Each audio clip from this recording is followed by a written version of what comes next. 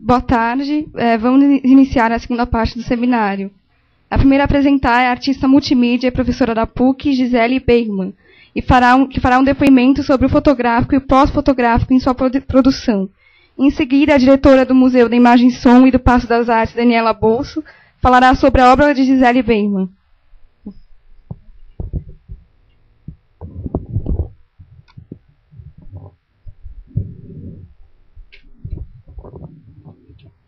Bom, primeiro, boa tarde. E eu queria começar agradecendo especialmente o convite da Tadeu Chiarelli para participar desse seminário de arte e fotografia.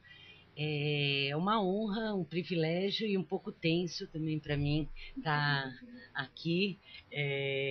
Na verdade, eu venho me surpreendendo aí nos últimos 6 meses com alguns convites que, de alguma maneira ou de outra, pela escala, pela estatura dos convidadores, eu começo a me convencer que eu devo ter algo a dizer aí sobre algo na área de imagens. Eu me surpreendi muito com esse convite, com a indicação para o Prêmio Porto Seguro de Fotografia, com um convite. Eu tive meu primeiro vídeo comissionado, quer dizer, do zero, um convite agora para os 20 anos da queda do Muro de Berlim, para um conjunto de intervenções urbanas que ocorreram segunda-feira, no Checkpoint Charlie e no Portão de Brandemburgo. Então, sim, essas coisas têm me surpreendido por, enfim, não serem convites comuns na minha trajetória, mas então eu queria agradecer duplamente, pessoalmente, o convite e profissionalmente, porque isso me obrigou a sistematizar e organizar uma produção recente em função de alguns encontros fortuitos e outros mais longos que eu tive o privilégio de ter com a Daniela Busso e, enfim, de modo que o que eu vou trazer para vocês aqui é um raciocínio totalmente em aberto, não pretende dar coerência a coisas que eu venho realizando. Os trabalhos não estão em ordem alfabética, eu acabei organizando alguns eixos que vêm perpassando ações no campo entre imagens, aí sejam imagens mais próximas do campo fotográfico ou do videográfico, e que me permitem talvez elaborar um raciocínio em termos de apresentar o trabalho nem como fotografia, nem como vídeo, mas algo que eu acho que vem se configurando como stills on the move mesmo, são stills em movimento, e um cinema parado. Eu acho que isso dá um pouco a linha do que vem acontecendo. Eu tive um trabalho muito marcado, e tenho ainda, por experiências em rede, processos de codificação, toda uma série de obras dedicadas aí as novas configurações de texto, e eu queria começar essa apresentação a partir do primeiro trabalho com o qual eu me enfrentei com a questão da imagem. Isso é algo que aconteceu surpreendentemente no meu caminho em 2004 e enfim, e que culminou numa série de projetos que eu prefiro não chamar de instalações. Eu acho que instalações não respondem aí ao tipo de trabalho que eu faço, mas são projeções interativas que de alguma maneira questionam ou tentam pensar a produção de imagem para além do campo antropocêntrico. São trabalhos, acho que essencialmente, no fundo, flusserianos, né? Eles partem do princípio que todas as imagens já estavam previstas no sistema e, de alguma maneira, esses projetos procuraram deletar a figura do funcionário dos equipamentos nesse processo. Eu vou pedir só para baixarem um pouquinho a luz ou desligarem de uma vez, que acho que vai ficar um pouco ruim para ver a projeção. Mais próximo do microfone.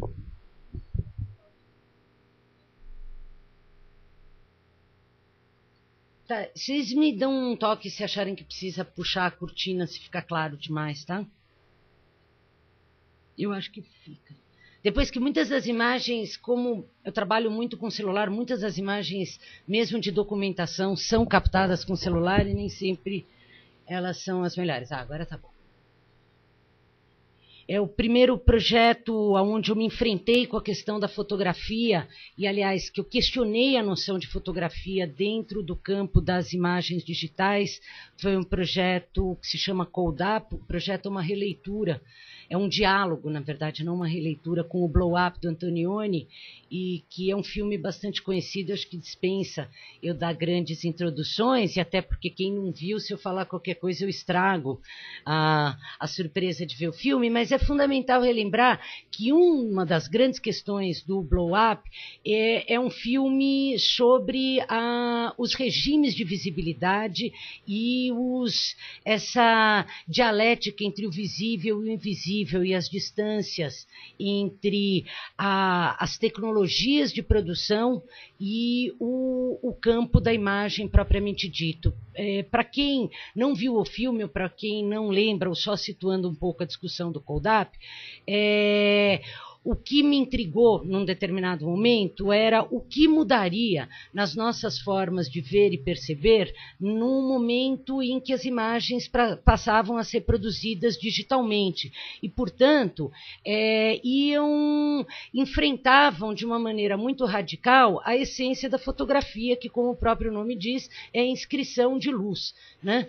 E como todos nós sabemos, a câmera digital, ela não tem processo nenhum de impressão da luz em nenhuma superfície. A câmera digital, ela recebe a luz como informação, essa informação é processada por um sensor e esse sensor, então, grava a imagem como imagem digital. Me intrigava muito em que medida, de novo, por eu ser bastante flusseriana e acreditar que nós somos condicionados pelos nossos aparatos, em que medida isso influía ou, de alguma maneira, interferia nos regimes de significação da imagem pelo seu processamento.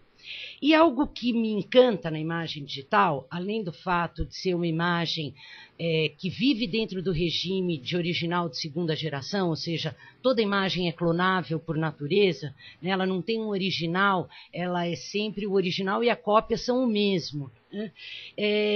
Que são imagens codificadas e que o computador, o sensor da câmera fotográfica, não tem condições de interpretar ou de reconhecer a natureza das cores, tais quais a retina reconhece. De alguma maneira, o processamento químico da cor na película permite que se crie, por isso que a gente fala em imagens analógicas, né? Uma certa analogia com o nosso regime de real. A coisa mais perturbadora do computador e que para muitas pessoas, ou da imagem digital, e que para muitas pessoas acaba se comportando como um limitador da criatividade, é que por o computador não enxergar ou não existir processo de transcodificação ou de impressão da luz, da cor, o computador trabalha com uma palheta muito reduzida, muito menor do que a natureza oferece.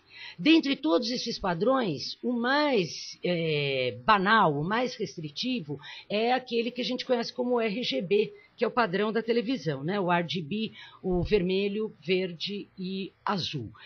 E por que ele é o mais restritivo? Porque ele tem 256 cores, e dentro desse padrão ele opera todas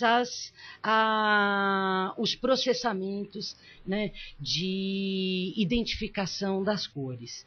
E me intrigava, então, assim, como é que eu poderia trabalhar com o código da cor da imagem digital sem recair num processo que fosse semelhante ao do protagonista do Blow Up, que o Antonioni ironiza o tempo todo. É um fotógrafo que ele não enxerga imagens, ele produz fotografias. E por que eu digo que ele produz fotografias e não enxerga imagem? O grande enigma do Blow Up é que o protagonista é um fotógrafo que o filme até está mais contemporâneo hoje porque é um fotógrafo de moda, enfim, tem uma série de coisas muito interessantes, mas no que diz respeito ao meu projeto em si, esse fotógrafo volta para casa, ele tinha saído para fazer uma série de exercícios num parque, quando ele volta, começa a ampliar as fotos e ele tem a impressão que ele, sem querer, fotografou um crime.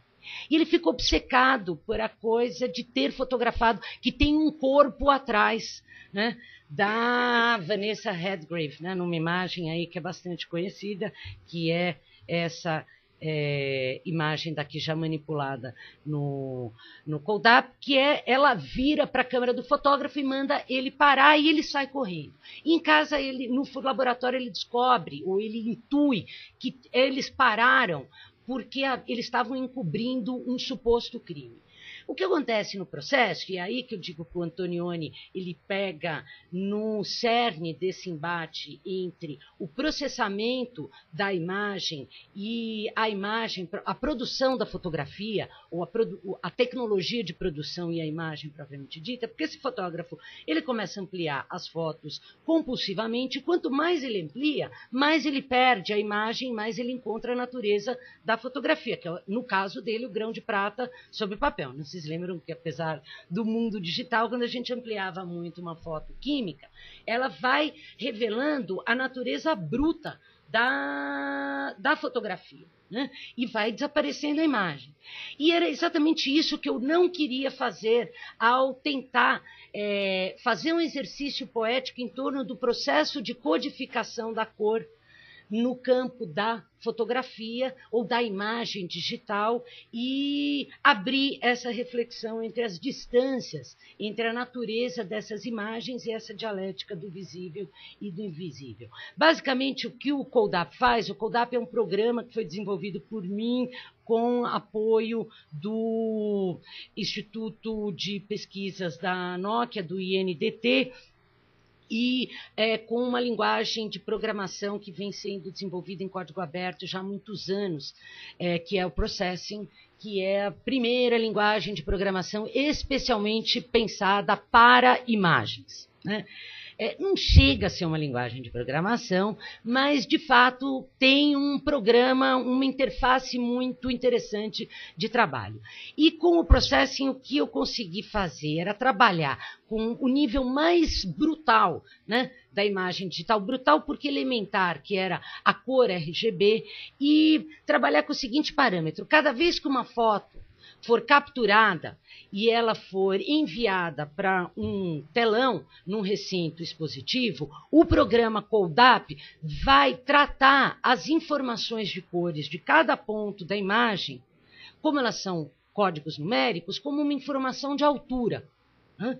E não como uma informação de luz. Ou seja, a imagem digital, a grande diferença dela para a imagem química é que ela admite comportamento, e ao admitir comportamento ela passa a ser uma abstração que vai se descolando do real imediato. É por isso que ela não é uma imagem indexial na sua proposição imediata. O Kodak é um pouco complicado quando eu falo, eu vou passar um trechinho do vídeo que vai dar para ver bem você quando a imagem é capturada e como a câmera, instruída pelo programa, passa a ler as informações de cor como uma informação numérica e não como um código bruto da imagem. As imagens passam a ser quase que matrizes móveis.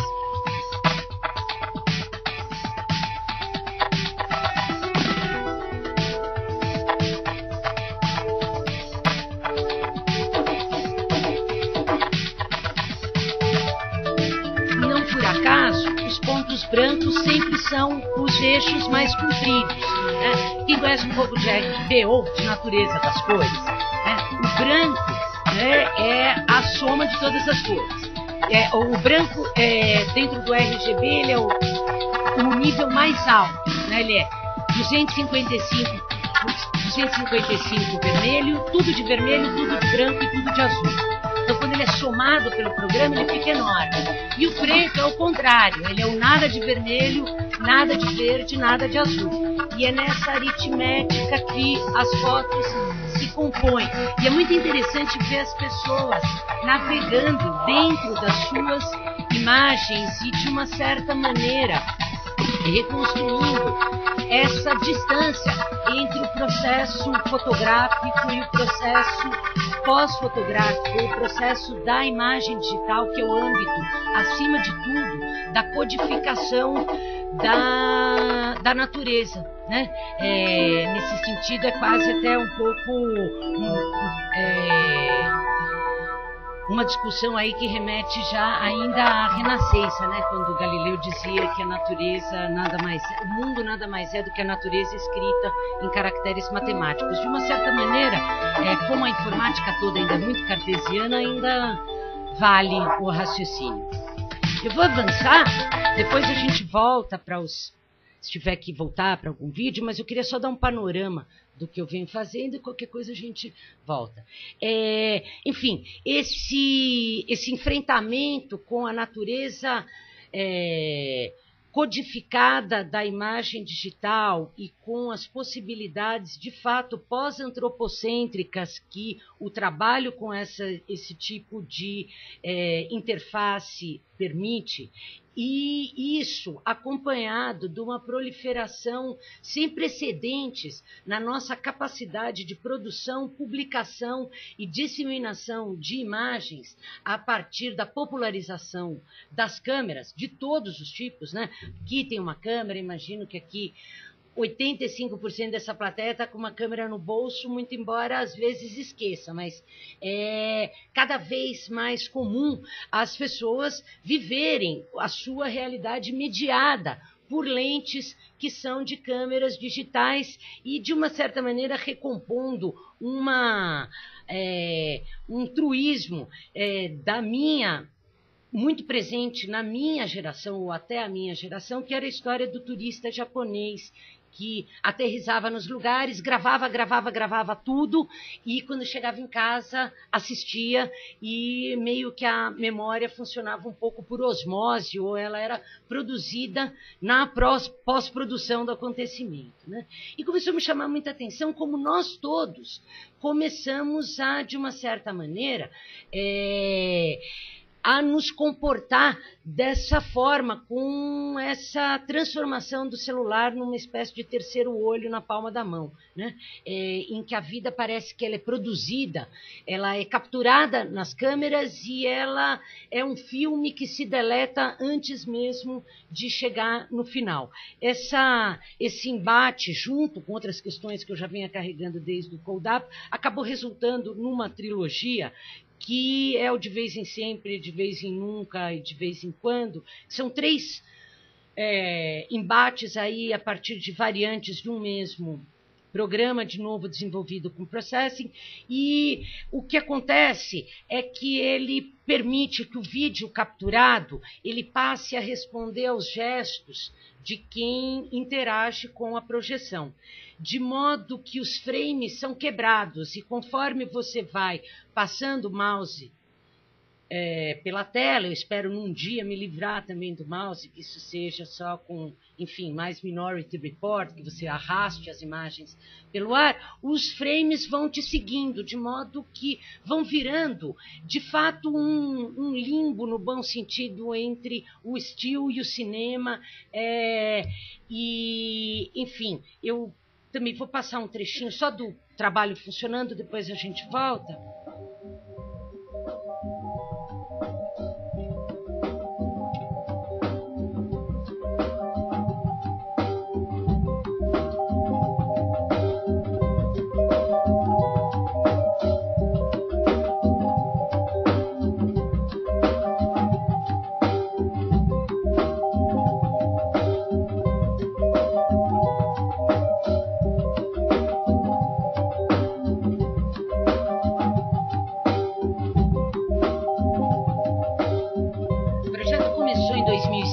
só terminou em 2007. E é esses momentos que vão diferenciando sempre. De novo, as imagens são capturadas em celular, enviadas para um telão, e quando elas aterrissam na tela, que é um processo que não demora mais do que 10, 15 segundos, as pessoas passam a poder manipular a sua ou a imagem do outro a partir dos seus movimentos, né?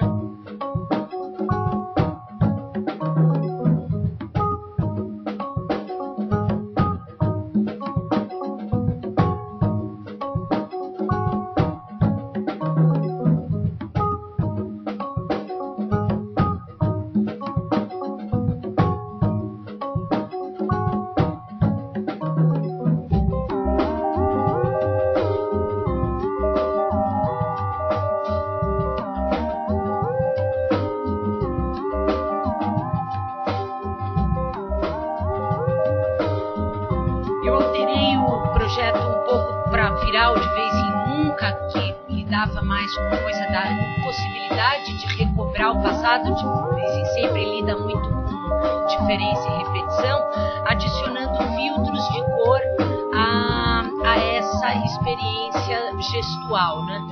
As pessoas capturavam as imagens, mandavam para o telão, mas ao poder acrescentar filtros de cor que eu associei a cada uma das teclas do teclado, as imagens se tornavam algo sem capacidade de recuperação da memória, né, do que elas eram anteriormente.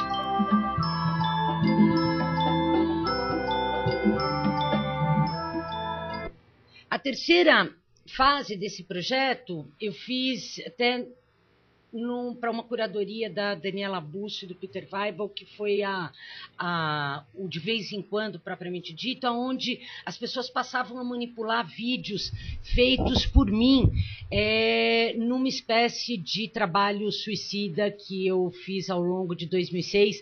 Algumas pessoas aqui me conhecem bem na plateia e sabem que eu dirijo muito mal.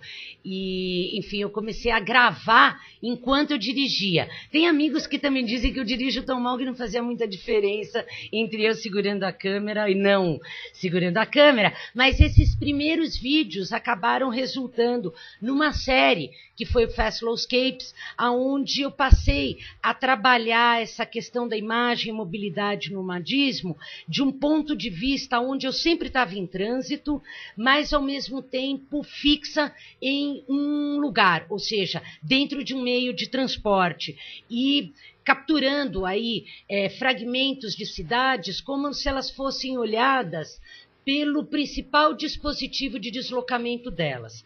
Daí, São Paulo eu fiz de carro, Nova York eu fiz de táxi, e é diferente, né, quando você está dirigindo, quando você está no banco de trás, não que eu ignore que táxis e carros sejam similares. Berlim eu fiz de trem, a Grécia eu fiz de barco, enfim. E esse projeto começou a ser realizado com câmeras de celular muito precárias. E me encantava quando eu fazia o download das imagens e via que assim, eram celulares ainda... É incrível, assim, na área que eu trabalho, falar em 2005 é falar no Jurassic Park da história da arte, mas o fato é esse. Quando eu comecei a trabalhar com essas imagens entre 2005 e 2006, os celulares eram tão precários para captura de imagem que as lentes eram de acrílico, né?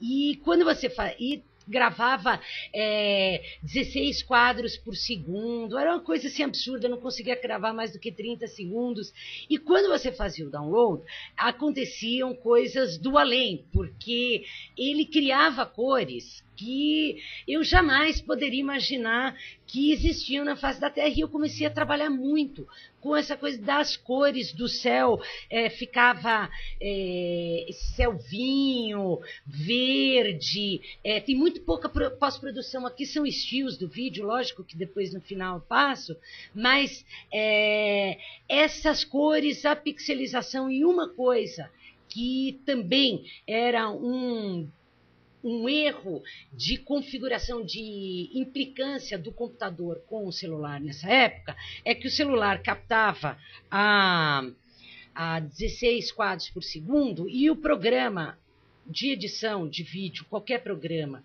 que você use no seu computador, ele quer ser cinema, ele quer ser televisão, então ele quer ver quadros, e óbvio que 16 quadros por segundo era ininteligível para o programa que quer trabalhar a 29,7 por segundo, que é o parâmetro da TV, ou já foi, nem deve ser mais. Né? O fato é que quando eu colocava para editar, ao contrário do que acontece naturalmente no choque de realidade, quando se transfere um filme em película para DVD, por exemplo, o que acontece? O programa de digital ele tem aquele momento do renderizando. O que é o render? O render é a compactação, ele vai tirar as informações inúteis, como os programas chamam, né? Os quadros desnecessários, né? Que podem ser super necessários numa obra de arte do Godard ou do Tarkovsky, por exemplo, é um cara que sempre vai dar problema quando migra, né, da película para o digital, porque sempre vai tirar um movimento de câmera que o computador vai interpretar como uma redundância que está muito tempo parado. Né? Agora, no meu caso acontecia exatamente o contrário. O programa era obrigado a criar quadros para gerar os 29 quadros por segundo que não existiam. E aí é que a coisa começou a... Eu nunca tinha feito um vídeo na minha vida, e a Cristine acompanhou bem esse processo, assim, eu nunca imaginei que eu ia fazer um vídeo, e a coisa começou a me interessar, a quantidade de fato absurdos que aconteciam e de como, apesar de serem todos dispositivos muito contemporâneos, eles eram despreparados um para o outro, e quanto essas imagens pós-antropocêntricas ou não antropocêntricas ou alheias ao Criador estavam de fato embutidas, né, no pensamento, na inteligência ou na burrice artificial. Né?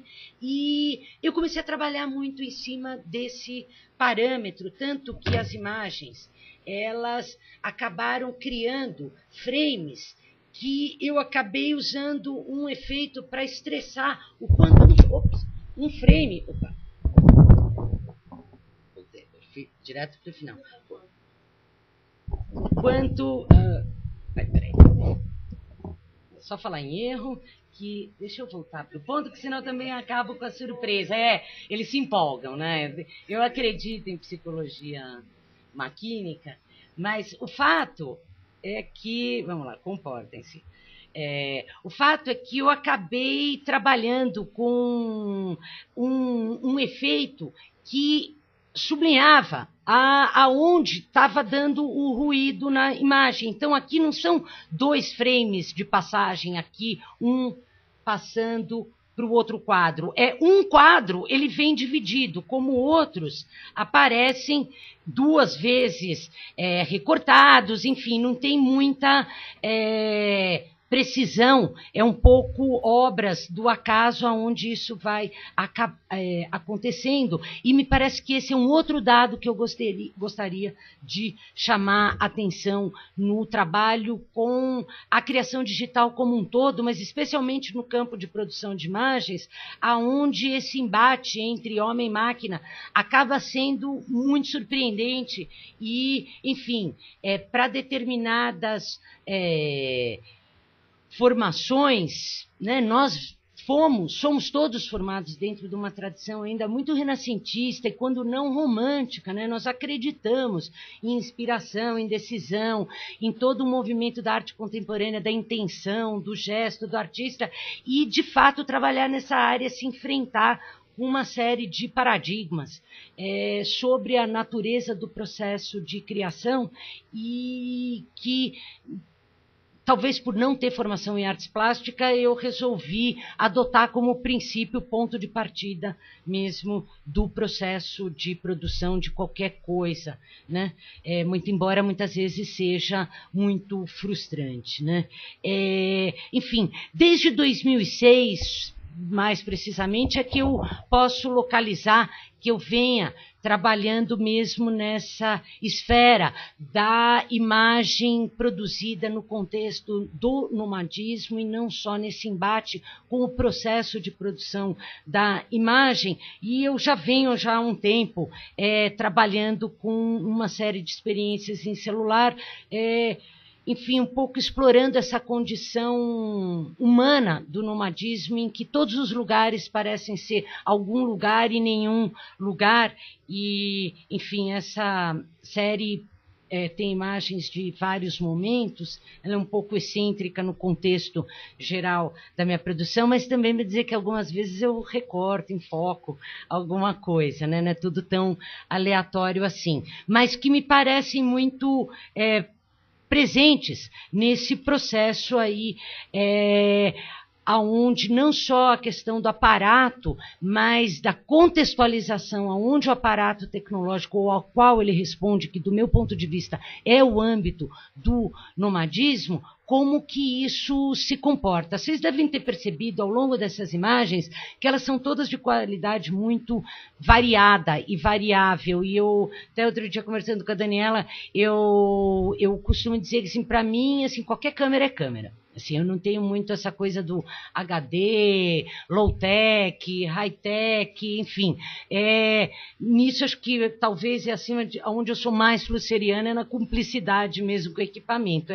Enfim, as cartas estão dadas e é dentro dessa condição que eu vou operando, né? Mas, malgrado essa discussão, eu gostaria realmente de dar relevo para algo que talvez seja tão importante quanto, ou mais ou menos, que é esse contexto, né? Essa historicidade do nomadismo, em que contexto, em que âmbito, em que momento que essas câmeras passam a ser, de fato, um terceiro olho na palma da mão, e o quanto todos os lugares passam a ser possíveis nessa experiência histórica.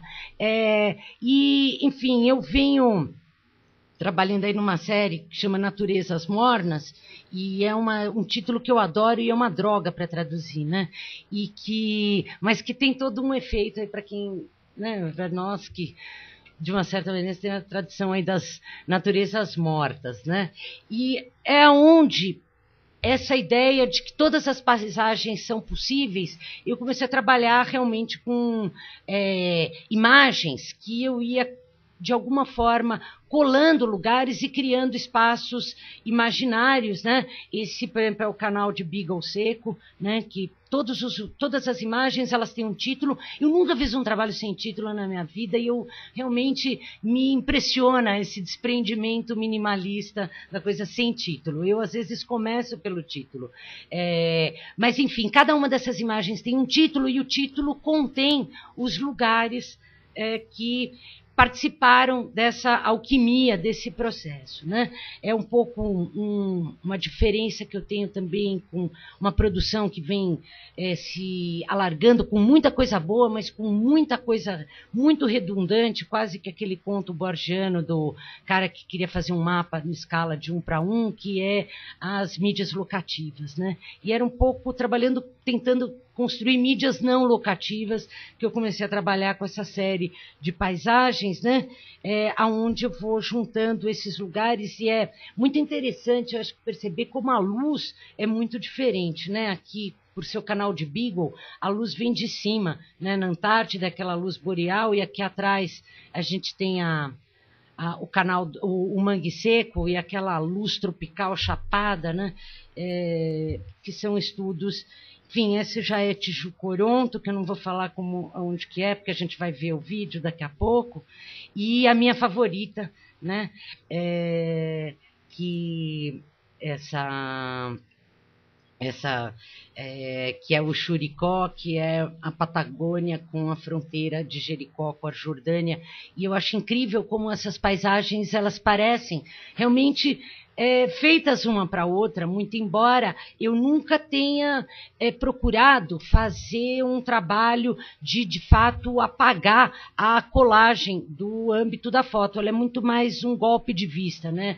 E quase que sempre com essa experiência, como eu sempre fotografo ou quase sempre, não, mas 99% das vezes eu estou gravando ou fotografando dentro de alguma coisa que está em movimento, essas imagens todas elas guardam esses ruídos, né? Dá para ver que, enfim, elas têm sempre uma coisa de passagem, e é talvez nessa passagem que elas se tornam possíveis, né? E não pela destreza técnica. Talvez aqui na projeção não dê para ver tão bem, mas ela tem muito claro o lugar onde ela foi colada, e não me incomoda. A ideia é mais realmente trabalhar com o ruído de um contexto nomádico tão forte, aonde todas as paisagens, e talvez as paisagens estejam realmente no vértice e no vórtice, né, da produção de imagens desde sempre, né, das imagens tecnológicas, ou seja, desde a pintura, né.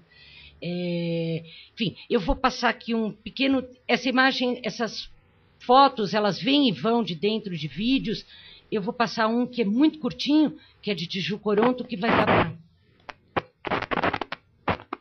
Acho que nosso som está falhando.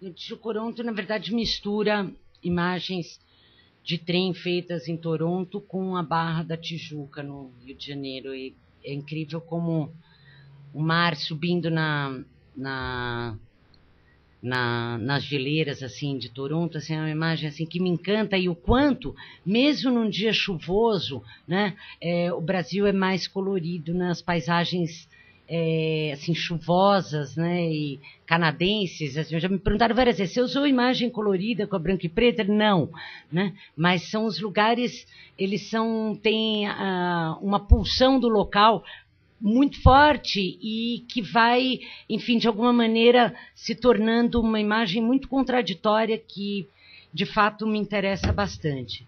Enfim, tudo isso, e eu já vou estar encerrando aqui com essa última série, vem me tirando cada vez mais do foco de um enfrentamento não só com a experiência do nomadismo, do deslocamento, mas de tentar de um embate, que é o que eu venho chamando de uma experiência de um cinema parado, né? Ou seja, onde eu venho capturando fotos que elas são anti-panorama, né? Na verdade, isso não é uma composição, isso é uma imagem só mesmo.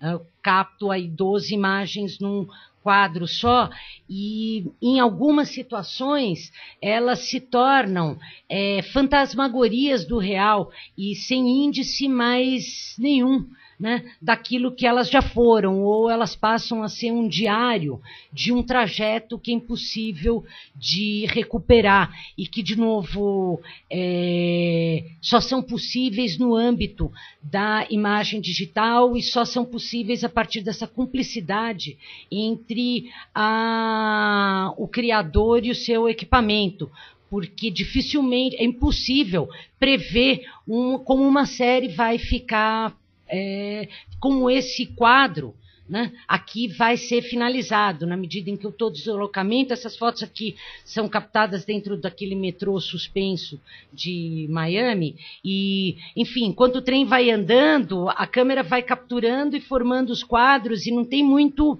como você...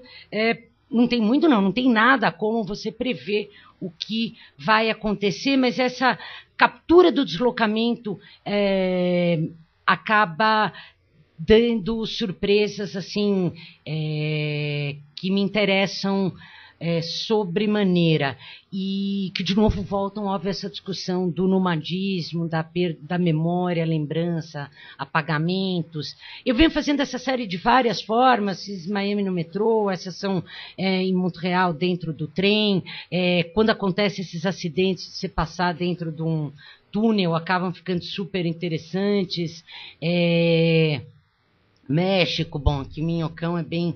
Minhocão é uma das melhores para esse tipo. Aliás, São Paulo, México, lugares que mudam muito, onde a paisagem parece que foi construída no Photoshop, as que dão mais certo. Né? Assim, porque na experiência do deslocamento, nada, né? Entre esse momento e esse, que são segundos, tudo mudou. Né? Isso é realmente incrível. E eu comecei agora tentar fazer o contrário, fazer algumas coisas assumidamente não focadas, ou seja, porque quando eu estou dentro de um veículo em trânsito, de alguma maneira eu sei que o deslocamento vai ocorrer e ele é sempre linear, né? Ele sempre vai de um ponto a outro. E eu comecei a fazer uma série agora bem recentemente, andando nas cidades maias, em Yucatán, e que foi uma experiência que realmente, com certeza, eu vou reproduzir, pela desconstrução, e como o andar é sempre muito, o caminhante, né, é muito mais acidentado do que o viajante, né? O viajante navega de alguma maneira de um ponto a outro, e o caminhante é um flané, né? E nesse processo talvez as imagens tenham ficado aí tão interessantes. As imagens também estão sendo, eu ainda não sei muito bem, estou em alguns estudos do que fazer, essa série é gigantesca, faz 2 anos que eu venho fazendo em várias cidades, e, enfim, tenho discutido com a Daniela uma coisa de fazer, enfim, um panorama antipanorâmico, né? E fiz uma experiência que é quase aqui para encerrar, que é trabalhando essas questões não como sequências, como diário de bordo, mas de fato pelas suas geometrias. Talvez eu tenha esquecido de gravar esse vídeo aqui.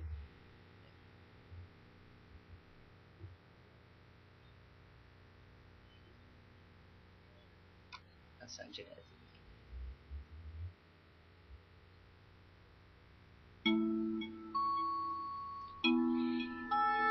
Bom, enfim, deixa rodar, que ele é curtinho. Ixi, agora soltou de novo, peraí.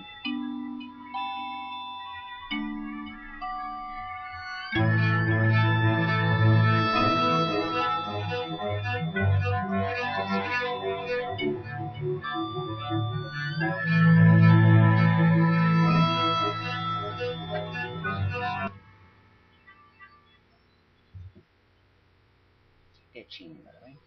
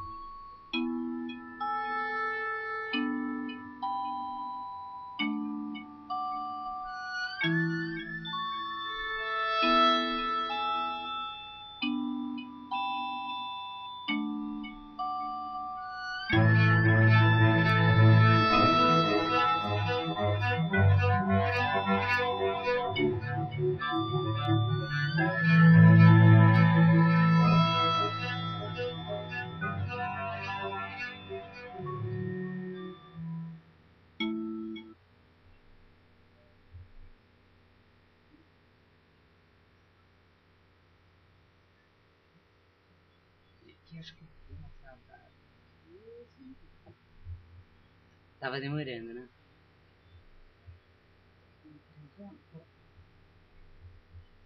Vou encerrar direto daqui. Enfim, eu tenho me preocupado muito com essa coisa de uma carga de excesso de informação. Eu vou só passar mais um videozinho de 1 minuto para encerrar.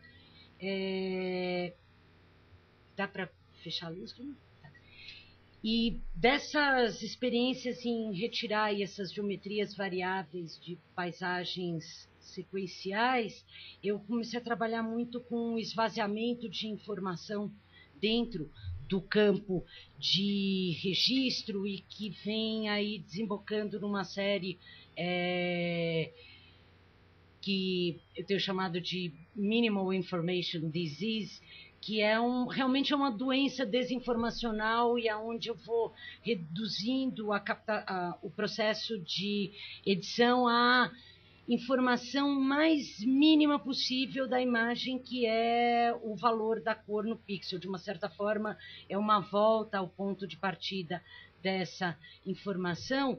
Um dos vídeos dessa série estava no prêmio, ainda está, né, até o dia 15, na exposição do Prêmio Porto Seguro de Fotografia. Eu imagino que a maioria de vocês tenham visto, ou passo esse em vez dos outros? Vocês foram? Então, passar esse para encerrar, e aí depois, se precisar, a gente volta nos outros. E aí eu juro que eu encerro.